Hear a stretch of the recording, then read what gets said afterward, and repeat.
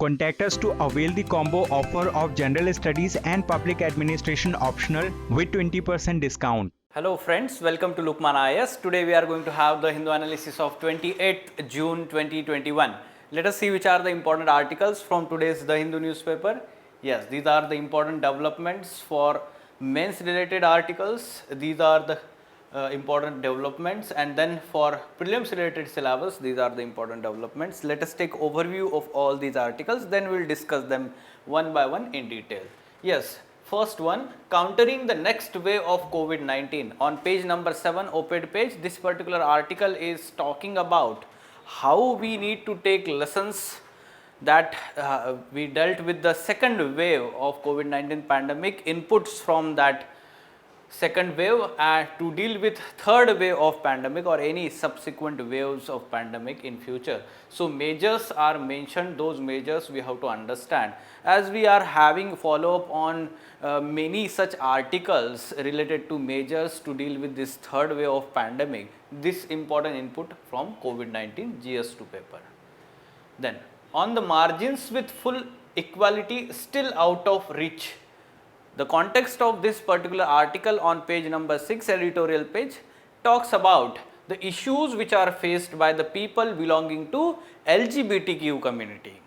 Okay, so yes, those issues are discussed, some judicial precedences and some of the cases that are mentioned, what judiciary is talking about, the rights and the progressive view taken by the judiciary regarding the rights of LGBTQ community. And then some way forward is also mentioned. So GS2 paper social justice part, GS1 paper society part, as well as GS4 ethics paper and essay paper, we have to understand some of the issues related to the issues faced by LGBTQ community in India. Then the power of an apology, again very good article. Some of the unique articles you need to take input from those articles. Now this particular article on page number 7, it talks about when the countries or the leaders of certain countries apologize for the past mistakes that these countries have done to other countries or the people living in other countries. So the significance of such apology is discussed here. So GS4 paper, ethics in international relations. So this is important from that part of our syllabus of GS4 paper. So we will take a try to understand what is this particular article is talking about. Then drones are now a favored terror tool. So GS3 paper, security part, internal security. Recently there was a drone attack on Indian Air Force base in Jammu and Kashmir. So this is the context, and in recent times such drone attacks in last 2 years have increased, especially by those terror outfits based in Pakistan across the border. Some facts, some data is mentioned in this article, we have to take input from that aspect. And as these are the emerging challenges, you should be aware about the emerging challenges to the security of the country, right? Then lastly, be an influencer. Now on Education Plus supplement of the Hindu newspaper, there is one article.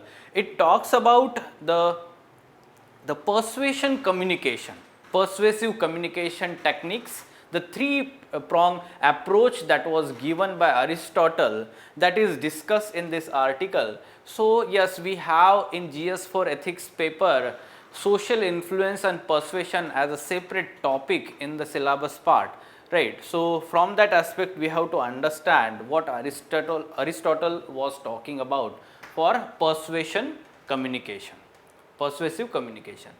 And lastly, prelims related development, small saving schemes. So there will be quarterly revision of interest rates on the small saving schemes of the government. That's why the context of the article, what are these small saving schemes and some basics about these schemes.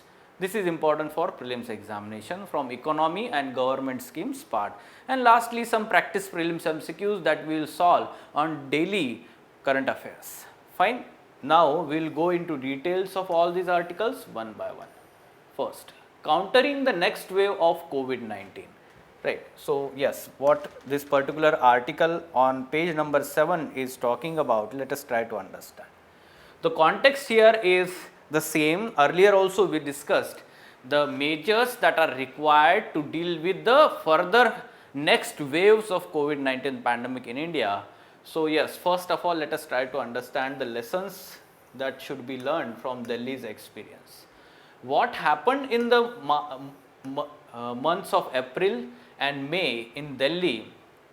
Two important lessons that should be understood from Delhi's experience. First is that the sudden increase and decrease in number of cases, this was observed, right, and this requires the elasticity of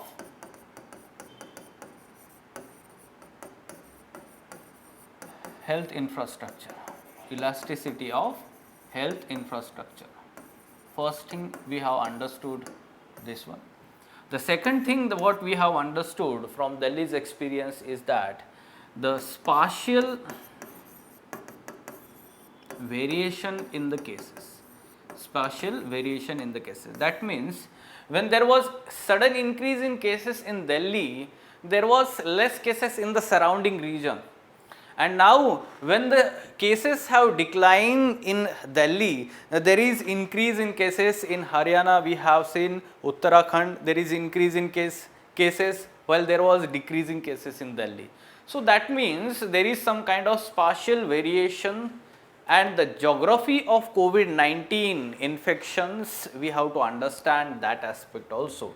Right. So, these two aspects, one is elasticity of health infrastructure and mobility of the health infrastructure. These two aspects we have to understand. What happened during the second wave in Delhi is the sudden spike in the cases was not, or we can say that the health infrastructure buildup was not in line with the sudden increase in the cases of COVID-19, right, and therefore that expansion of health infrastructure did not match with the COVID-19 cases, that was resulting into deaths of many people, right. So this shows there is need of elasticity, easily increasing the expanding the infrastructure, and then when the need is not there, we can say that the infrastructure can be shut down.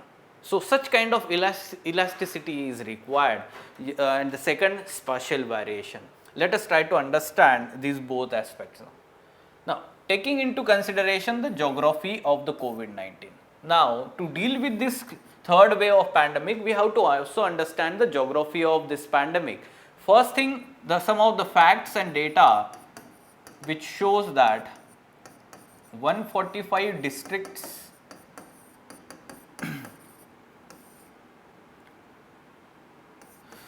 during first wave, they contributed, these 145 districts during first wave contributed around 75% of total cases in the country during first wave, and the same districts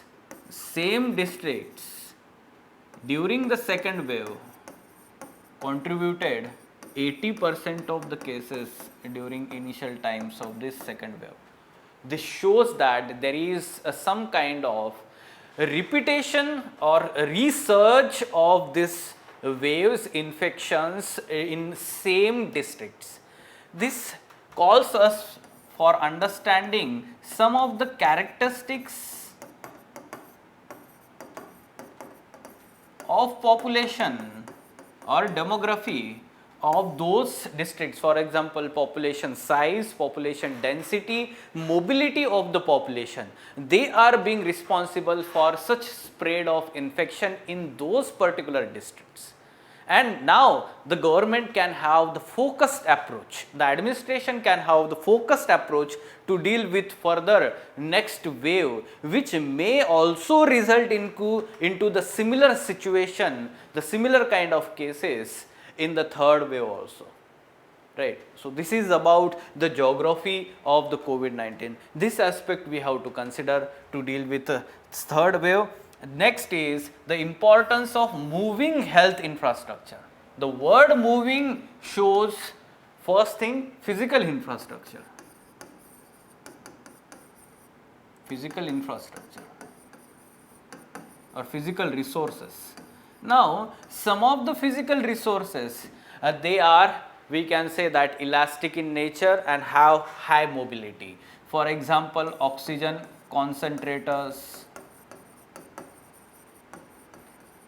beds, we can say that they have high mobility,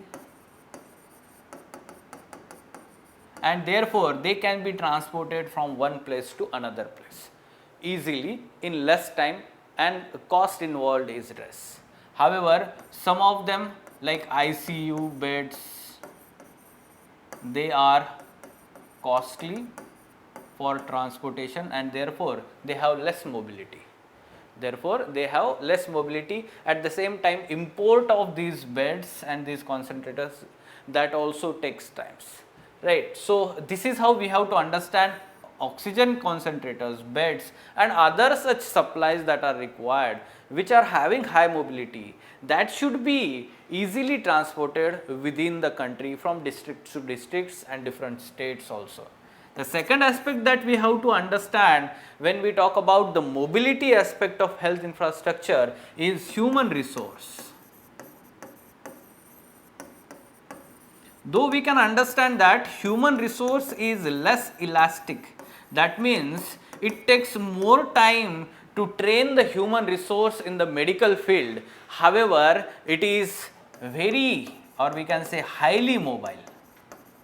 Highly mobile, that means the people or the health personnel, those personnel can move from one place to another place very easily in a cost effective manner, right. So, these two aspects we have to understand, and yes, when we talk about the way forward, these both aspects will be taken into consideration. First thing, whatever the health infrastructure that we are going to have in way forward,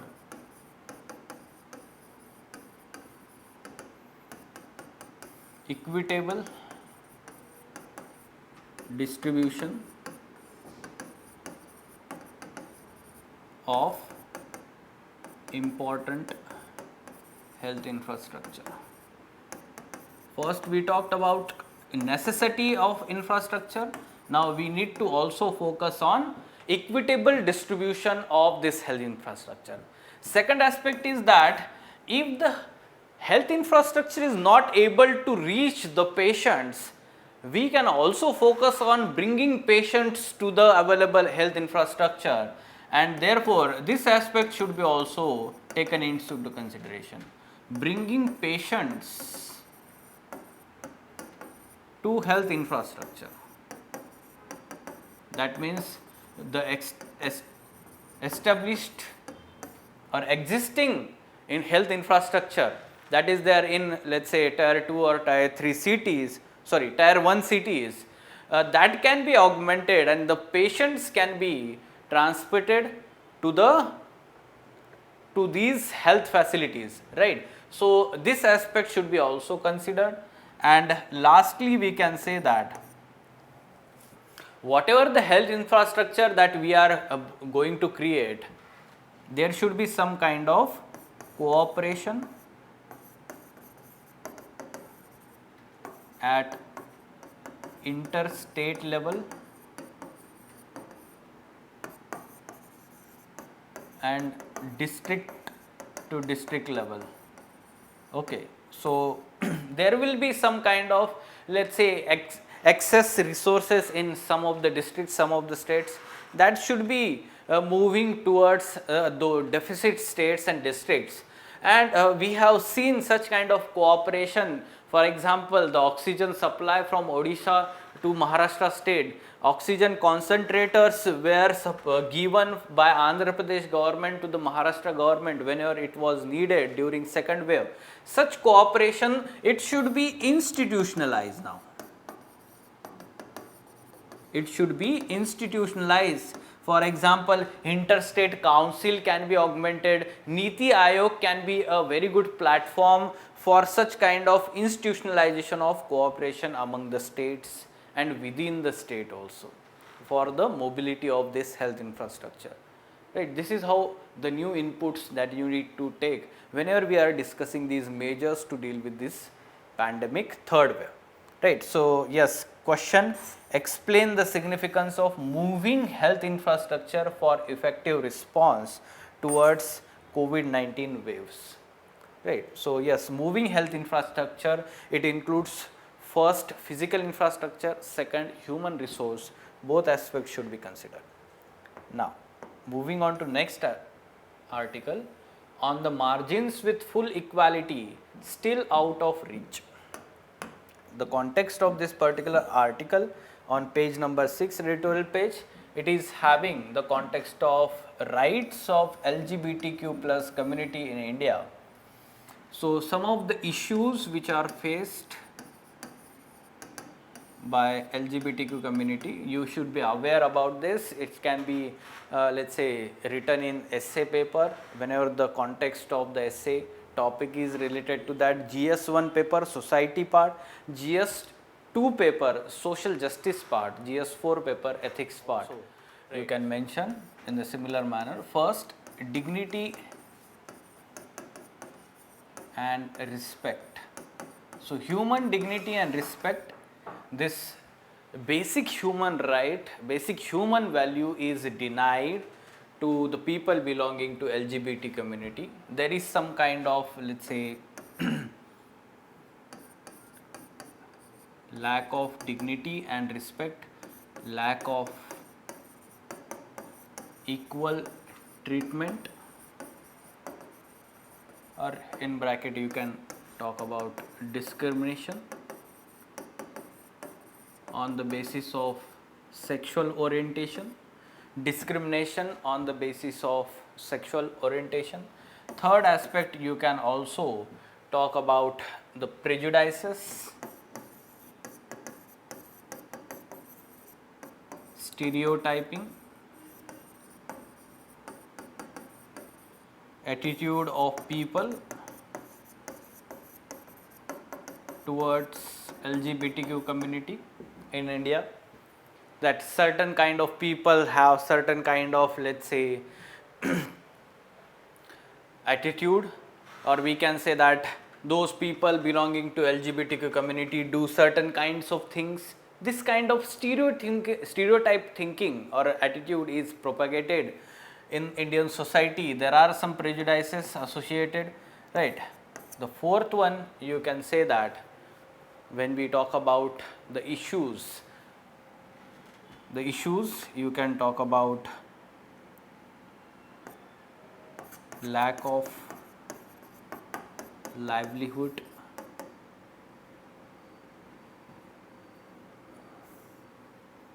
decent livelihood opportunities,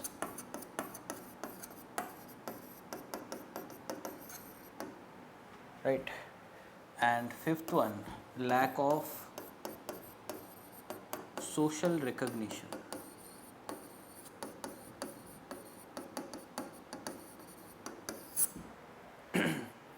As the relationship among the people of LGBT community is not recognized by the society. For example, same sex couples and their marriage between these is not recognized in Indian society even by the law, right? So, such kind of lack of social recognition, lack of decent livelihood opportunities, as many of the, let's say, industries, be it private sector, even the government sector up till now was not having providing such opportunities to LGBTQ community people, and the prejudices, lack of equal treatment, discrimination, lack of dignity and respect. These are the most important issues we can say faced by these people.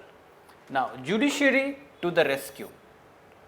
That means in last one decade, judiciary through various pronouncements have helped to recognize the rights of people belonging to LGBTQ community. You need to be aware that June month is celebrated all over the world as Pride month to support the rights of people of LGBTQ community, and that's why the context of this article. Pride month, okay, June month is celebrated as Pride month. Now, judiciary, first thing you need to be aware that the most progressive stance was taken by Delhi High Court in 2009 Nas Foundation case. Nas Foundation, NGO working for the rights of people of LGBTQ community, Nas Foundation. Now, it decriminalize section 377 of IPC and said that it goes against the Article 14 of Indian Constitution, equality before law, equal protection of law, which focuses on equality, right? So, according to the judiciary, Delhi High Court, in that particular case, it said that the section 377 of IPC, which criminalizes the same sex relationship, unnatural sex between the same sex, this is the criminalization, and we can understand this is colonial era provision, and this progressive judgment was given by Delhi High Court in Nas Foundation case.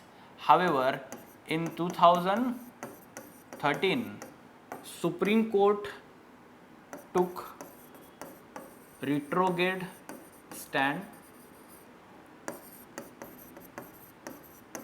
and reinstated section 377 of IPC. Reinstated section 377 of IPC. However, later on in 2018, Nowtej case, Supreme Court took progressive stand and declared section 377 as arbitrary and unconstitutional. This is how the judiciary from time to time has taken different stance, and now at present it is very clear that the section 377 stands unconstitutional, right? So, at present the judiciary is having the progressive view towards this. However, the government is not that progressive in terms of its policies. For example, legal sanction for same-sex marriage is opposed by the government. Recently, there is one plea in Delhi High Court, and government is opposing to such kind of same-sex marriage recognition under Indian law. Okay, the arguments that the government is providing here in this case is that the Indian society and societal ethos, traditions, culture does not approve such kind of marriage between same-sex couples. Okay. However, we have to also understand the issues involved here. So, if we talk about the international example, at international level, some of the progressive countries, around 29 countries in the world recognize same-sex marriage, 29 countries. Even in one of the case judgment, the Federal Court of US took progressive stance and says that the importance of, or the emotional and societal importance attached to the marriage institution, such kind of, let's say, institution, those rights, basic rights of the people should not be denied to the same sex couples, and therefore such kind of marriage should be recognized. Such progressive stance is taken in US, and 29 countries recognize same-sex marriages. So the Indian constitution, which is considered as one of the most progressive constitution, at present it does not talk about such recognition of basic rights of the people.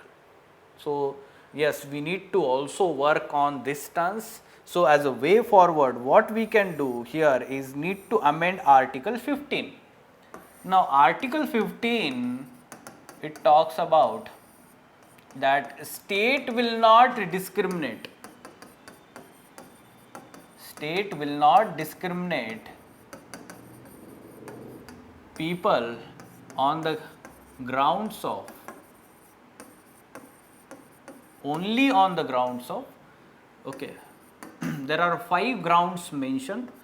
First, race, religion, caste,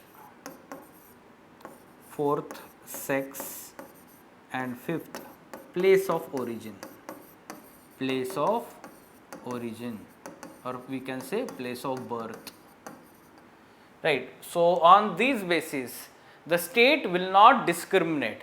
So the sex word is used. This is not gender or sexual orientation.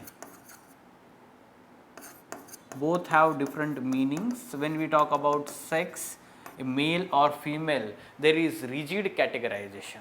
When we talk about gender, there are different genders, and LGBTQ community, LGBTQ, actually they are different genders with different sexual orientations, and this is not recognized explicitly under Article 15. Therefore, there is need of amendment of Article 15 and the scope can be expanded. The international example, the first constitution in the world to recognize such kind of, let's say, discrimination that should not be there by the state on the sexual orientation, in 1996, South African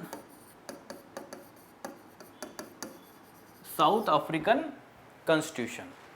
So the article also mentions one very good statement that the country of Mandela, the country of Gandhiji can learn from country of Nelson Mandela. Right. So such kind of statements can be used in essay paper also. This is progressive stance, you can say that. Right. So along with that, the awareness generation. Now Navtej, in Navtej case, Supreme Court has directed government for awareness generation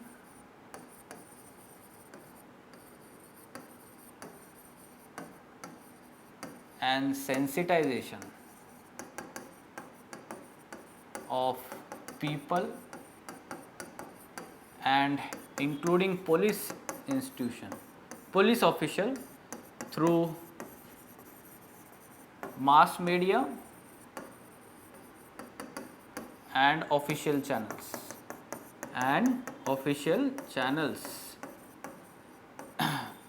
So this was directed, yet the government has not taken certain measures in this aspect. Second aspect, we can understand that there should be awareness campaigns at school and college level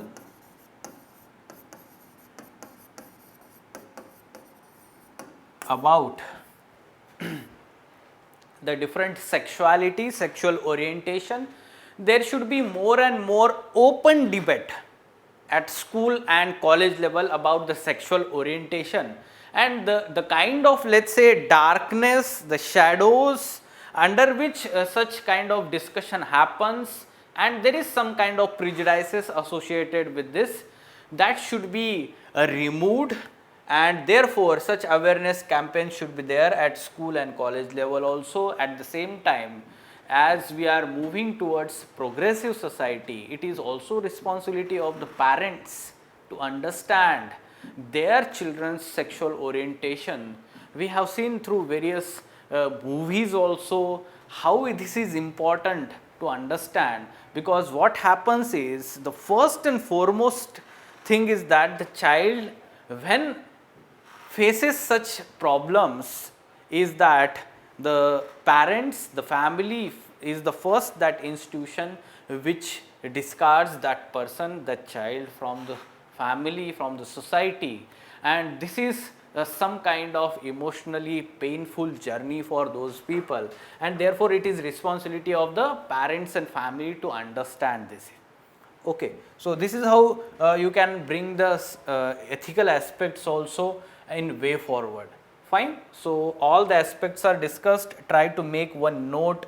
There can be direct or indirect question regarding this. Now moving on to next, the power of an apology.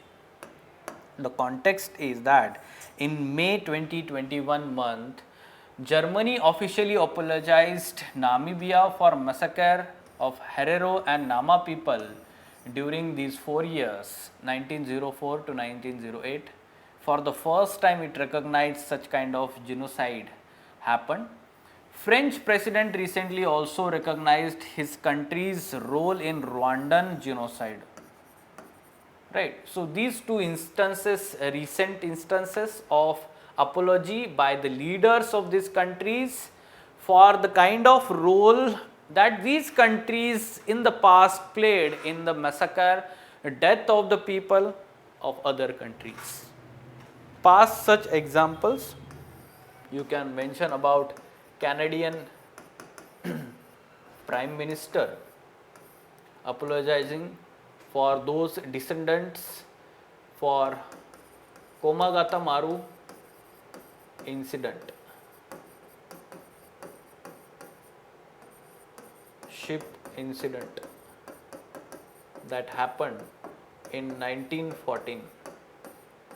Okay, so after, we can say, 100 years, after 100 years of that incident, in 2014, Canadian PM apologized the descendants of those people who died in that particular incident. Let me explain you that incident also. This is part of history, modern history. This is also important for your history part of syllabus. Komagata Maru ship incident that happened in 1914. What happened at that time is that this is the name of Komagata Maru ship.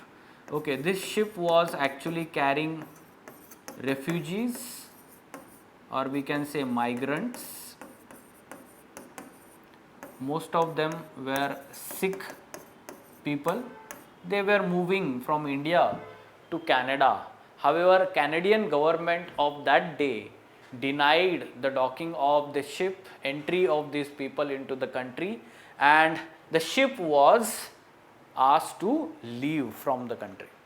Right. So these people remained stranded for many days, and then it, let's say, came at the coast in Kolkata, wherein again the British government at that time considered some of these migrants people as anti-government people, and some kind of violence erupted in that situation, leading to death of many people.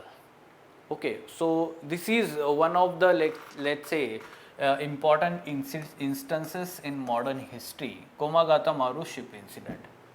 Right. So Canadian Prime Minister, the present Prime Minister, apologized for the past wrongs. You should be aware about such kind of thing.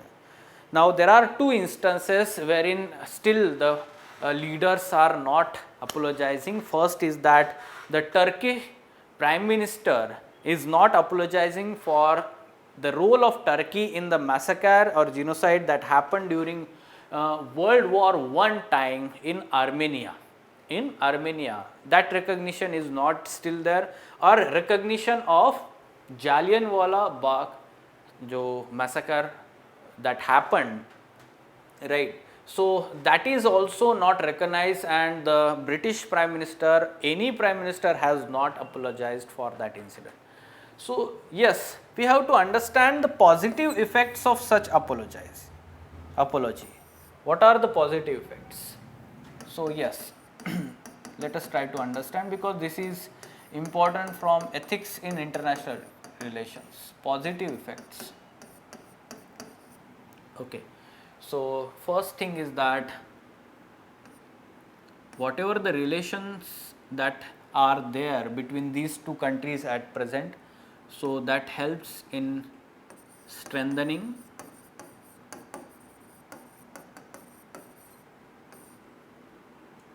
bilateral relations.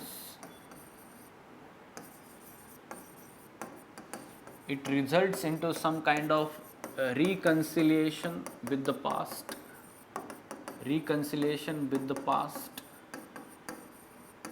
and third thing, some kind of sense of justice and rectitude, some kind of sense of justice and rectitude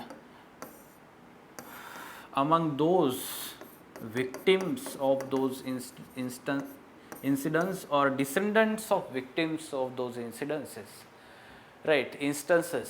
So such sense of justice is there now when such apology is given. Right. So these are the positive effects. Now the bilateral relations between these two countries are strengthened, and a trust between the people of these countries is also built up. Right. So this is the positive effects of such apology. What does it reflect? Whenever any leader apologized, right, so that means it reflects, first thing, humility, second, compassion,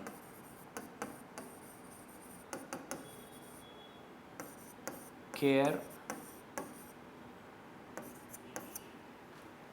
right, humility, compassion, care, then we can say moral leadership,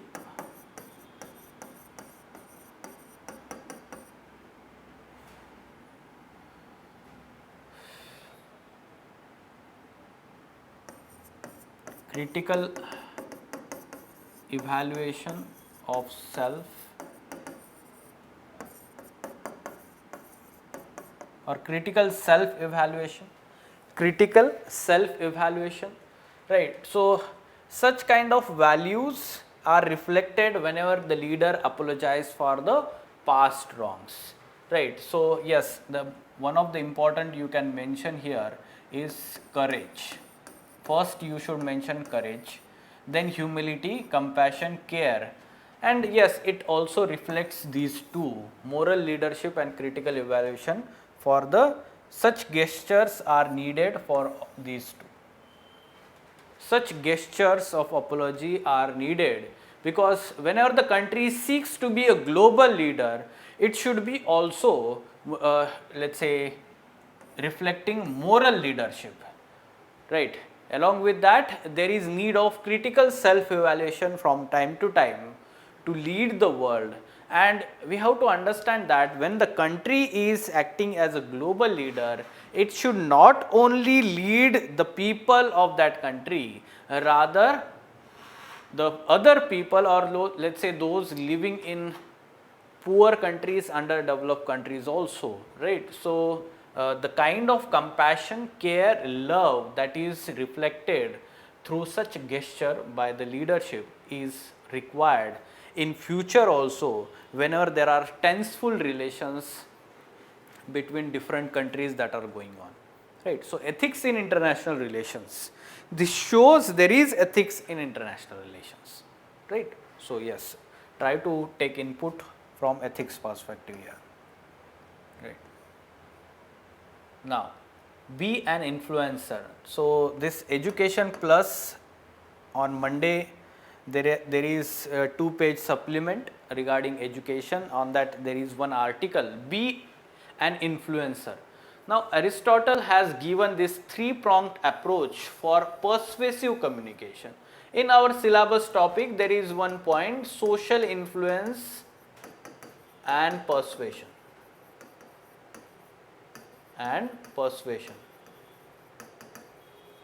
Right. So from this aspect, social influence and persuasion, the persuasion techniques, effective communication or persuasive communication is one of the important persuasion techniques. So whenever we are let's say dealing with any situation which requires social influence and persuasion, you can give reference to Aristotle's three-pronged approach. What is this three-pronged approach? Ethos, logos and pathos. Ethos, logos and pathos. Let us try to understand the meaning. Suppose I am the influencer. Being a faculty at Lukman IAS, I am talking to students. That means I am influencing the students and their preparation. So if I want to become an effective influencer, I need to consider these three factors. How? First thing, ethos. This is about credibility of person. Credibility of the person. That means the students will trust me, have faith in me when I have some kind of credibility. When I have some kind of credibility that I will deliver the right kind of information, right approach for your preparation.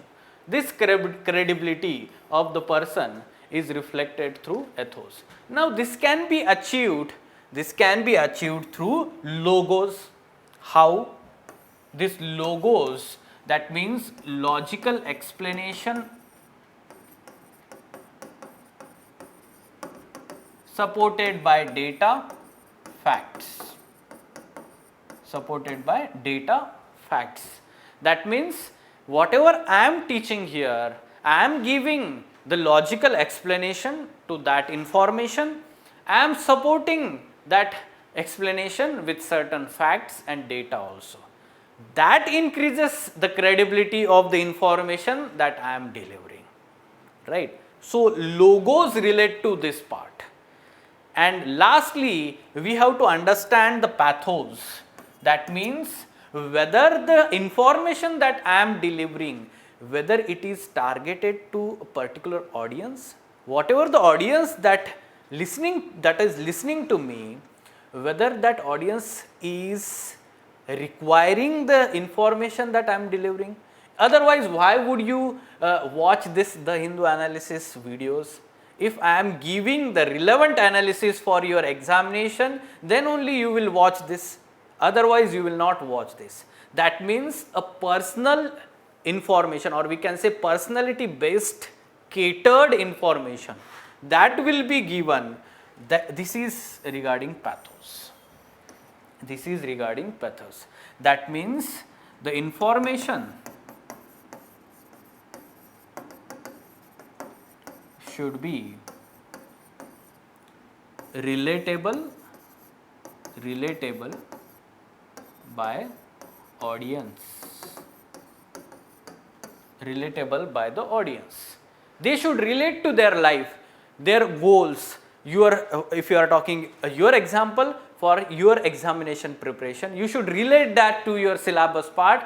You should relate that to the previous year questions, and then you will understand that whatever the discussion we are doing here, that is important and relevant to your examination. Then I will be an effective influencer, right? So this is how you have to understand. Aristotle has given these three-pronged approach for effective persuasive communication. Whenever you are writing, such kind of persuasive communication is required in case study, in courses of action, in justification part. You write this Aristotle three-pronged approach that is going to be validating your actions, right? So this is important from ethics perspective, syllabus part, social influence and persuasion. Fine. Now moving on, drones are now a favored terror tool, right? So yes, recently there was dropping of explosive devices from drones in technical area of Air Force Station in Jammu, triggering blast on Sunday. Was the first such instance in India. For the first time, such defense establishments have been attacked through drones. So this is emerging challenge. Try to understand the emerging challenges to security of the nation, internal security of the nation. This is important topic nowadays for GS3 paper for UPSC mains examination. We can expect such question here. Let us try to understand. Over the past 2 years, drones have been deployed regularly by Pakistan based outfits for other purposes also. First thing, smuggle arms, ammunition, then second thing, drugs also into Indian territory. And now the explosives. Now this is going to be a different altogether, let's say, theater of war in future. The technology is being employed, the new kind of technology is being employed and acting as a threat to internal security. Some facts and data according to government figures: 167 drone sightings in 2019, 77 in 2020 were recorded along border with Pakistan. Right. So there is one topic in our syllabus, challenges related to border management. Right, border management, effective border management. So this is also part of that syllabus part. You can mention this. A recent example, in January 2021 in Jammu and Kashmir, police caught 2 persons while they were picking up consignment of 16 grenades, these rifles, magazines, pistol, ammunition which were smuggled via drones. Right. So such kind of, let's say, weaponized drones were first used by IS, Islamic State, in northern Iraq in 2016 and then were used in Syria. You should be aware, this is the emerging challenges. Earlier the terror outfits they used in Iraq, ISIS, and then in Syria. Now such kind of, let's say, use of drones can be seen by the terror outfits across the border in Pakistan also. Fine. So yes, some facts and data you should be aware. GS3 paper, internal security. Now government faces tough choice on interest rates. Yes. So interest rates regarding basically small savings schemes it is talking about. Union government has tricky political decision to make over next couple of days with quarterly reset of interest rates on small savings schemes due on 30th June. There is quarterly revision of interest rates by Government of India on small savings schemes of the government, right. So this interest rates revision is going to happen in coming 2 days. Which are these small savings schemes? Small savings schemes are different schemes of the Government of India for specifically 2 purposes. One is to increase the savings among the common people and increase overall savings rate. Second thing, mobilization of resources by central government. So whatever the deposits under these small savings schemes, they go into the public account of India. There are 3 types of funds which are mentioned in Indian Constitution. First, consolidated fund of India. Second, contingency fund of India. And third, public account of India. The whatever the funds which are deposited by the people in small savings schemes, that goes into public account of India. That goes into public account of India. There are 3 different types of small savings schemes, like post office deposits. Second, savings certificates like National Savings Certificate, Kisan Vikas Patra, and social security schemes. For example, Sukanya Samriddhi scheme, Public Provident Fund, PPF, Senior Citizen Savings schemes. They are social security related, right. So they can be categorized into these 3 types of small savings schemes. Now you have understood the funds, the intention behind small savings schemes and all these things. Fine? Okay. Now let us try to solve this MCQ on the basis of above information. Let me give you some time.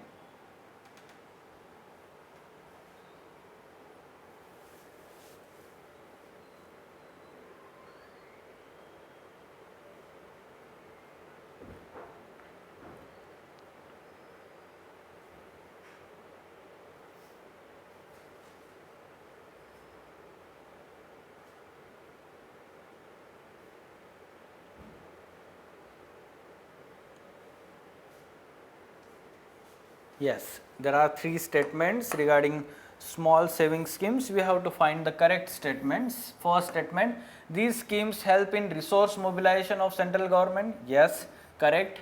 Along with that, it also leads to increasing savings rates or savings among the common households. Second, funds collected under these schemes are accounted for in Consolidated Fund of India. This is incorrect. Not in Consolidated Fund of India, rather public account of India. Public accounts of India. And third one, Sukanya Samruddhi scheme is small saving scheme. Yes, this is correct. Sukanya Samruddhi is belonging to social security small saving schemes category. So 1 and 3 is the correct. So option C is correct option here. Fine. Yes. So yes, these were important articles from today's The Hindu newspaper. Yes, the foundation batch 2022 at Lukman IAS is going to start from 5th July. So those students who are going to start preparation for the first time and preparing for 2022 examination, those students who have just passed out from graduation and they are trying to explore the career in civil services, this particular foundation batch is an apt course for those students. To know more about this course, you can contact Lukman IAS. Thank you. Contact us to avail the combo offer of General Studies and Public Administration optional with 20% discount.